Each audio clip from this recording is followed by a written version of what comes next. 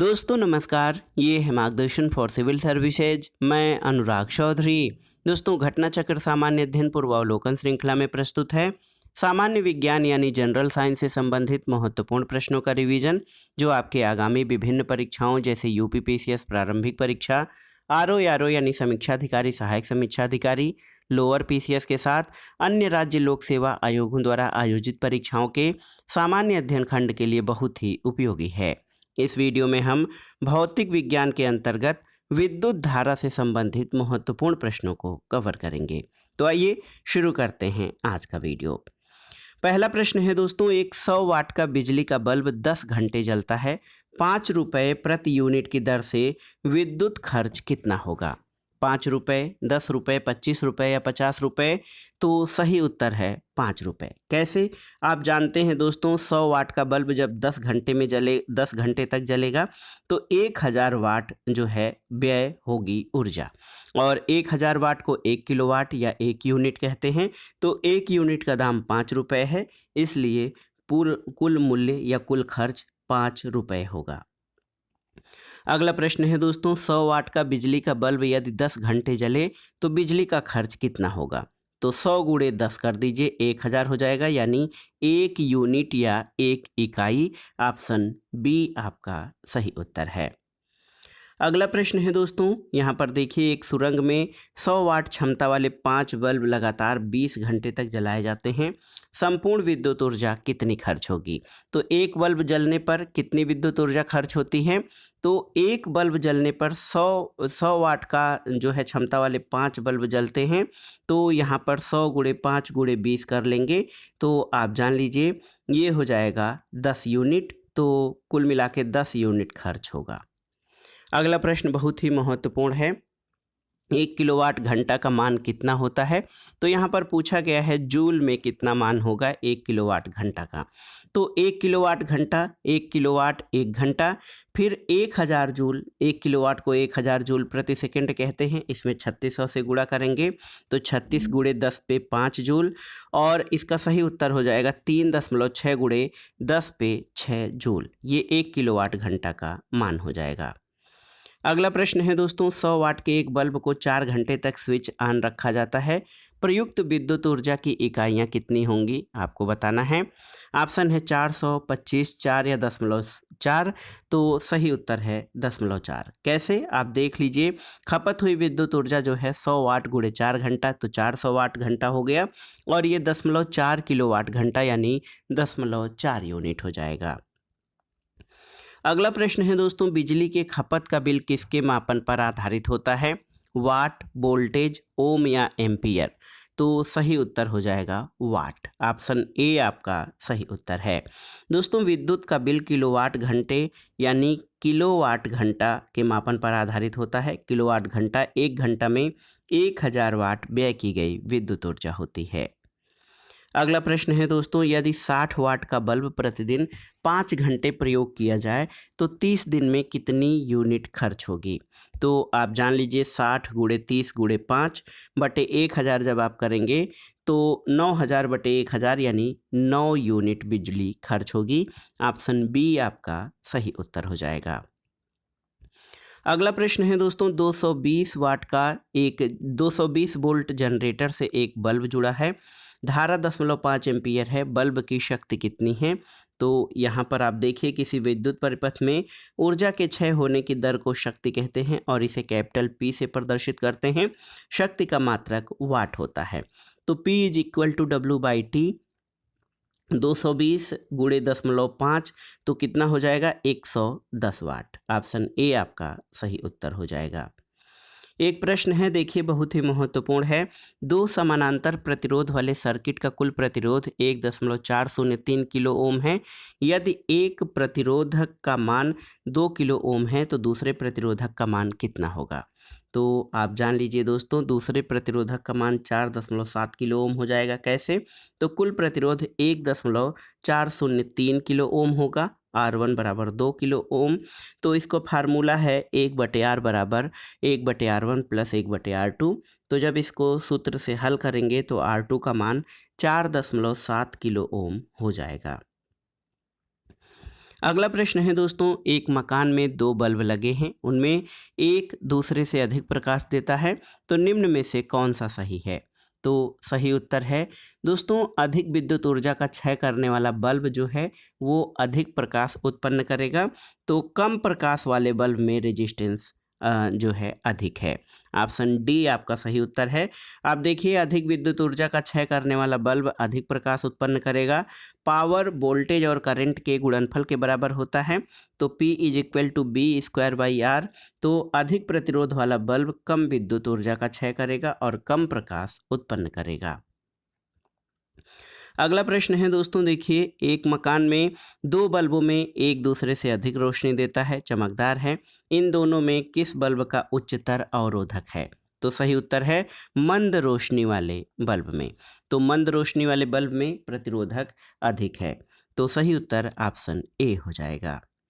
अगला प्रश्न है, दो एक जैसे बल्ब को किस प्रकार जोड़ने से अधिक रोशनी मिलेगी?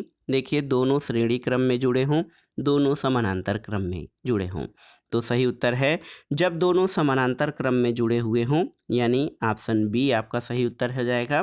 तो दो बल्ब अगर समानांतर क्रम में जोड़े जाएं तो अधिक रोशनी मिलेगी।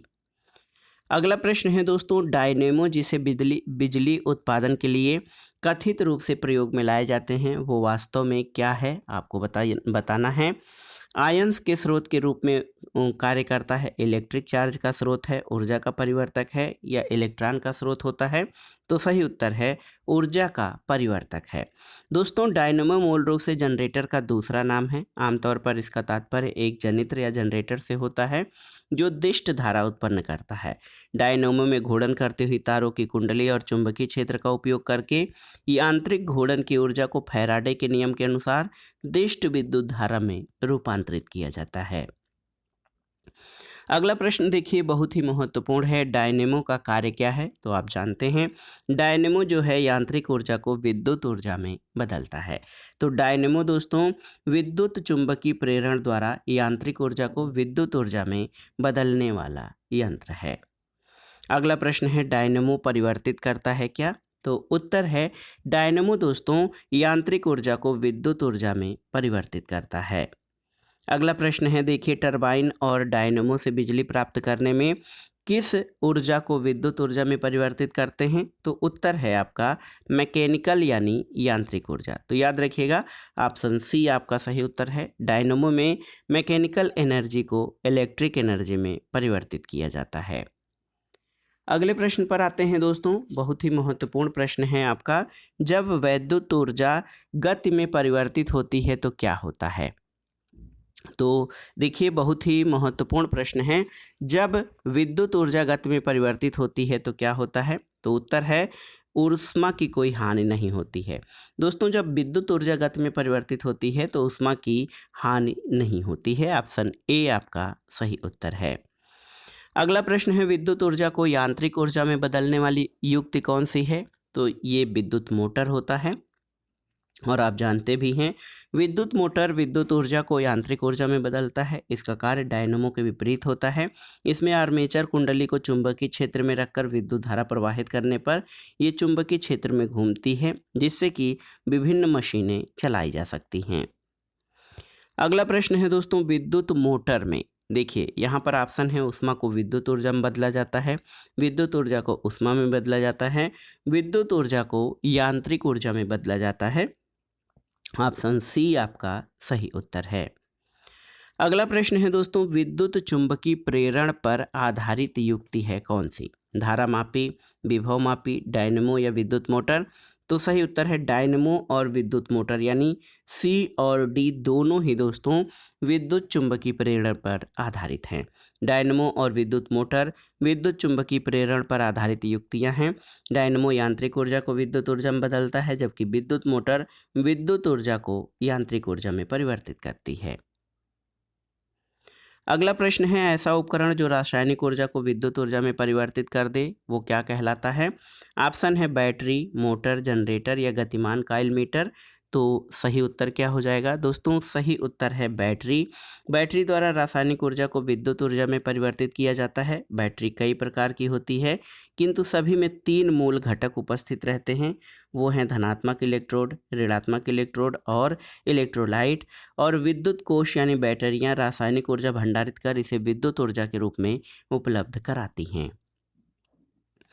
अगला प्रश्न है दोस्तों, कम वोल्टेज पर कार्य करने पर विद्युत मोटर प्रायः जल जाते हैं, क्यों? तो इसका कारण है क्योंकि वे अधिक विद्युत धारा खींचते हैं जो वोल्टेज के प्रतिलोमानुपाती होती है। और याद रखिएगा, कम वोल्टेज पर कार्य करने पर विद्युत मोटर इसलिए जल जाते हैं क्योंकि वे अधिक विद्युत ऊर्जा खींचते हैं जो वोल्टेज के प्रतिलोमानुपाती होता है।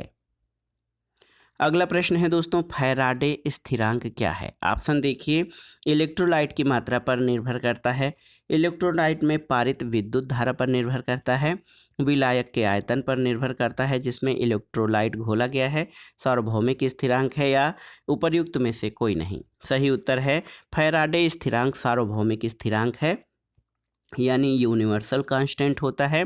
भौतिक और रसायन विज्ञान में 1 मोल इलेक्ट्रॉनों पर स्थित कुल आवेश की मात्रा को फैराडे स्थिरांक कहते हैं। इसका प्रतीक कैपिटल एफ है। और सन्निकट गणना के लिए दोस्तों 1 फैराडे का मान 96,500 कैलोरी प्रति मोल लिया जाता है। अगला प्रश्न है दोस्तों, मोटर कार बैटरी के संबंध में निम्नलिखित पर विचार कीजिए। पहला है, वोल्टता सामान्यतः 12 वोल्ट होती है। प्रयुक्त विद्युत अपघट्य हाइड्रोक्लोरिक अम्ल होता है। इलेक्ट्रोड सीसा और ताम्र होते हैं और धारिता को एम्पियर घंटा में व्यक्त करते हैं। तो सही उत्तर क्या हो जाएगा? सही उत्तर वोल्टता सामान्यतः 12 वोल्ट होती है और धारिता को एम्पियर घंटा में व्यक्त करते हैं। ऑप्शन डी आपका सही उत्तर है। दोस्तों, मोटर कार बैटरी के संबंध में वोल्टता जो है 12 वोल्ट होती है और धारिता को एम्पियर घंटा में मापते हैं। विद्युत जो अपघट्य होता है उसमें 35% सल्फ्यूरिक अम्ल जबकि 65% जल होता है। कार बैटरी का कैथोड लेड ऑक्साइड का और एनोड जो है लेड का होता है। अगला प्रश्न है, महत्वपूर्ण प्रश्न है, निकिल कैडमियम बैटरी का उपयोग होता है कहाँ पर? देखिए, कैलकुलेटर में, कार्डलेस इलेक्ट्रॉनिक उपकरण में, ट्रांजिस्टर में, उपर्युक्त सभी में। तो सही उत्तर है उपर्युक्त सभी में निकिल कैडमियम बैटरी का प्रयोग होता है। दोस्तों, निकिल कैडमियम बैटरी जो है एक प्रकार की रिचार्जेबल बैटरी है जिसमें निकिल हाइड्रोक्साइड और कैडमियम इलेक्ट्रोड के रूप में प्रयुक्त होता है, जबकि पोटेशियम हाइड्रोक्साइड क्षारीय विद्युत अपघट्य होता है। इसका उपयोग कैलकुलेटर, कार्डलेस इलेक्ट्रॉनिक उपकरण, ट्रांजिस्टर आदि में होता है। अगला प्रश्न है, निम्नलिखित में से कौन सी धातु रोशनी के बल्बों में फिलामेंट के रूप में प्रयुक्त होती है? तो आप जानते हैं ये टंगस्टन होता है, अत्यंत उच्च गलनांक की धातु होती है। टंगस्टन धातु का उपयोग दोस्तों विद्युत बल्बों में रोशनी उत्पन्न करने के लिए किया जाता है और इसकी खोज टारबर्न बर्गमेन ने 1781 में की थी। इसका गलनांक 3422 डिग्री सेंटीग्रेड और क्वथनांक 5555 डिग्री सेंटीग्रेड होता है। विद्युत बल्ब उद्दीप्ति के द्वारा प्रकाश उत्पन्न करता है और गर्म होने के कारण प्रकाश का उत्सर्जन उद्दीप्त कहलाता है। विद्युत बल्ब में टंगस्टन का बना हुआ एक पतला तंतु होता है जिससे होकर जब विद्युत धारा बहती है तो ये गर्म होकर प्रकाश देने लगता है। अगला प्रश्न है, बिजली के बल्ब का तंतु बना होता है किसका? आपको बताना है। तो उत्तर है टंगस्टन का, ऑप्शन डी सही उत्तर है। अगला प्रश्न है, इलेक्ट्रिक बल्ब में फिलामेंट बना होता है किसका? तो इलेक्ट्रिक बल्ब में फिलामेंट टंगस्टन धातु का बना होता है जो उच्च गलनांक का धातु है।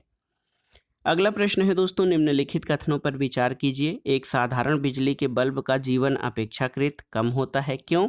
क्योंकि फिलामेंट का तार एक समान नहीं होता, बल्ब पूर्ण रूप से निर्वातित नहीं किया जा सकता। तीसरा है, फिलामेंट के सहायक तार उच्च ताप पर पिघल जाते हैं। तो सही उत्तर क्या हो जाएगा दोस्तों? इस प्रश्न का सही उत्तर 1, 2, 3 तीनों होगा। क्यों? क्योंकि आप जान लीजिए कि एक साधारण बिजली के बल्ब का अपेक्षाकृत अल्प जीवन होता है क्योंकि फिलामेंट का तार एक समान नहीं होता, बल्ब पूर्ण रूप से निर्वातित नहीं किया जा सकता और फिलामेंट के सहायक तार जो हैं उच्च ताप पर पिघल जाते हैं।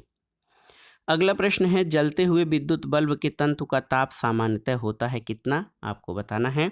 ऑप्शन है 100 डिग्री सेंटीग्रेड से 500 डिग्री सेंटीग्रेड, 1000 से 1500 डिग्री सेंटीग्रेड, 2000 से 2500 डिग्री सेंटीग्रेड या 3000 से 3500 डिग्री सेंटीग्रेड। तो सही उत्तर है जलते हुए विद्युत बल्ब के तंतु का ताप सामान्यतः 2000 डिग्री सेंटीग्रेड से 2500 डिग्री सेंटीग्रेड होता है। दोस्तों, विद्युत बल्ब में टंगस्टन धातु का तंतु या फिलामेंट होता है। इसमें विद्युत धारा प्रवाहित किए जाने पर तंतु का ताप 1500 से 2500 डिग्री सेंटीग्रेड तक हो जाता है और साधारणतया बल्ब में दी गई विद्युत ऊर्जा का 5 से 10% भाग ही प्रकाश में परिवर्तित होता है, शेष ऊष्मा में परिवर्तित हो जाता है। अगला प्रश्न है, तड़ित यानी बिजली चमकने से वृक्ष में आग भी लग सकती है क्योंकि इसमें अधिक मात्रा में होती है। ऑप्शन है ऊष्मीय ऊर्जा, विद्युत ऊर्जा, रासायनिक ऊर्जा या नाभिकीय ऊर्जा। तो सही उत्तर है विद्युत ऊर्जा। दोस्तों, बिजली और गड़गड़ाहट के साथ वाली आंधी के दौरान जो तड़ित उत्पन्न होता है उसमें विद्युत ऊर्जा अत्यधिक मात्रा में होती है, जिसके कारण वृक्षों में आग लगने की संभावना होती है। दोस्तों, नीचे कथन और कारण से संबंधित प्रश्न है। कथन है कि तड़ित चालक इमारतों को नष्ट होने से बचाते हैं। कारण है कि ये आवेश को पृथ्वी तक भेज देते हैं। तो बिल्कुल सही, कथन और कारण दोनों सही है और कारण कथन की सही व्याख्या करता है। आप जानते हैं तड़ित चालक जो होते हैं ये भवनों को, इमारतों को नष्ट होने से बचाते हैं और ये अतिरिक्त आवेश को पृथ्वी तक भेज देते हैं। दोस्तों, आप जान लीजिए तड़ित चालक एक धातु की चालक छड़ होती है जिससे ऊंचे भवनों की आकाशीय विद्युत से रक्षा के लिए लगाया जाता है। तड़ित चालक का ऊपरी सिरा नुकीला होता है और इसे भवनों के सबसे ऊपरी हिस्से में जड़ दिया जाता है। इन्हें किसी चालक तार से जोड़कर उस तार को नीचे लाकर धरती में गाड़ दिया जाता है। ये आकाशीय विद्युत से प्राप्त आवेश को सीधे पृथ्वी में भेज देते हैं और इस प्रकार इमारतों को नष्ट होने से बचाते हैं। अगला प्रश्न है दोस्तों, 3 पिन बिजली के प्लग में सबसे लंबी पिन को जोड़ना चाहिए, कैसे? आपको बताना है। आधार सिरे से, सजीव सिरे से, उदासीन या किसी भी सिरे से। तो सही उत्तर है 3 पिन बिजली के प्लग में सबसे लंबी पिन को आधार सिरे से जोड़ना चाहिए और ये उदासीन और आधार आधार सिरे होते हैं। दोनों एक साथ रहने वाले सिरों में फेज और उदासीन तारों को जोड़ते हैं। तीसरी और लंबी पिन में अर्थ को जोड़ा जाता है। अगला प्रश्न है, विद्युत उपकरणों में अर्थ का उपयोग होता है कहाँ पर? आपको बताना है। तो उत्तर है सुरक्षा के लिए। दोस्तों, विद्युत उपकरणों में 3 पिनें होती हैं। ऊपर वाली पिन कुछ मोटी तथा निचली 2 पिनें एक जैसी होती हैं। मोटी वाली पिन का संबंध पृथ्वी यानी अर्थ से होता है, जबकि शेष 2 पिनों में सामान्यतः दाएं वाले का संबंध जीवित कनेक्शन से और बाएं वाले का संबंध उदासीन कनेक्शन से होता है। अर्थ का कनेक्शन इसलिए किया जाता है ताकि उपकरण जीवित परिपथ से संबंध होने से पहले पृथ्वी से जुड़ सके और अतिरिक्त वोल्टेज का नियंत्रण हो सके। अगला प्रश्न है दोस्तों, आपस में जुड़ी 2 आवेशित वस्तुओं के बीच विद्युत धारा नहीं प्रवाहित होती है यदि वे हों समान आवेश पर, समान धारिता पर, समान प्रतिरोध पर या समान विभव पर। तो सही उत्तर है समान विभव पर। दोस्तों, आपस में जुड़ी 2 आवेशित वस्तुओं के बीच विद्युत धारा नहीं प्रवाहित होती है यदि वे सामान्य विभव पर हों, क्योंकि ओम के नियम के अनुसार विभव धारा के समानुपाती होती है। यदि विभव समान होगा तो धारा भी समान होगी और धारा प्रवाहित नहीं होगी। अगला प्रश्न है, मेंस विद्युत प्रदाय में फ्यूज का प्रयोग एक सुरक्षा युक्ति के रूप में होता है। फ्यूज के विषय में निम्नलिखित कथनों में कौन सा एक सही है? पहला है कि मेन स्विच से ये समानांतर जुड़ा होता है। यह मुख्य रूप से रजत मिश्र धातु से बना होता है। इसका गलनांक निम्न होना आवश्यक है या इसमें बहुत उच्च प्रतिरोध होना आवश्यक है। तो सही उत्तर है इसका गलनांक निम्न होना आवश्यक है। दोस्तों, फ्यूज तार गलनांक वाले धातु का कम गलनांक वाले धातु का बना होता है और इसके कारण अधिक विद्युत धारा के प्रवाहित होने पर ये गर्म होकर पिघल जाता है। इलेक्ट्रॉनिक सामानों की सुरक्षा की दृष्टि से ये विशेष उपयोगी है और ये विद्युत का ऊष्मीय प्रभाव है। अगला प्रश्न है, फ्यूज का सिद्धांत किस पर आधारित है? तो आप जानते हैं फ्यूज का सिद्धांत ये विद्युत के ऊष्मीय प्रभाव पर आधारित है। ऑप्शन सी आपका सही उत्तर है। अगला प्रश्न है दोस्तों, फ्यूज में प्रयुक्त होने वाले तार की विशेषता क्या होती है? तो ये दोस्तों उच्च प्रतिरोधक शक्ति और निम्न गलनांक का तार होता है फ्यूज का तार। जब भी जो है विद्युत धारा अधिक मात्रा में प्रवाहित होने लगती है तो ये तार गल जाता है वोल्टेज बढ़ने पर, ताकि विद्युत उपकरण नष्ट होने से बच जाएं। अगला प्रश्न है, घर की सुरक्षित विद्युत सप्लाई के लिए उपयोग में लाने वाली फ्यूज तार किस धातु की बनी होती है? तो सही उत्तर है गलनांक कम होता है, प्रतिरोध अधिक होता है। तो ए और सी इस प्रश्न में दोनों ही सही हैं। कोई एक उत्तर इसका सटीक नहीं होगा, क्योंकि जो विद्युत सुरक्षित विद्युत सप्लाई के लिए फ्यूज होती है, फ्यूज जो है वो कम गलनांक और प्रतिरोधकता उच्च वाले तार की बनी होती है। अगला प्रश्न और इस वीडियो का आखिरी प्रश्न है कि हैलोजन लैंप का तंतु निम्न की मिश्र धातु होता है किसका? टंगस्टन और आयोडीन, टंगस्टन और ब्रोमीन, टंगस्टन और सोडियम या मालिब्डेनम और सोडियम। तो सही उत्तर है टंगस्टन और सोडियम। दोस्तों आप जान लीजिए, हैलोजन लैंप का तंतु टंगस्टन और सोडियम के मिश्र धातु से बना होता है और लैंप के तंतु में सोडियम मिला होने के कारण ये पीले रंग के प्रकाश को उत्पन्न करता है।